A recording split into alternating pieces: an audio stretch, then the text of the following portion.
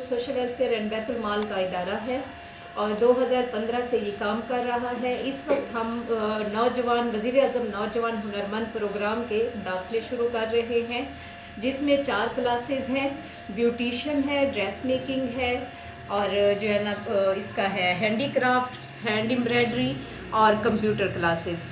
हर class में 25 मतलब 25 student की तादाद होती है और इसमें क्राइटेरिया जो है वो मैट्रिक और कम से कम जो है ना मिडिल क्लास लाजमी हो। ब्यूटिशन और कंप्यूटर क्लास के लिए पढ़ा लिखा होना बहुत ज़रूरी है, क्योंकि ये दोनों ही टेक्निकल क्लासेस हैं। इसके अलावा हैंडीक्राफ्ट, हैंड एम्ब्रॉयडरी और ड्रेस मेकिंग के लिए मिडिल होना ज़रूरी है। हमारी पूरी कोशिश होती है कि हम अपने इलाके में, ख़ास तौर पे जहाँ पे हमारा यह इदारा है हैदरिया कॉलोनी में, वहाँ की आवाम को मुस्तफ़ीद करें।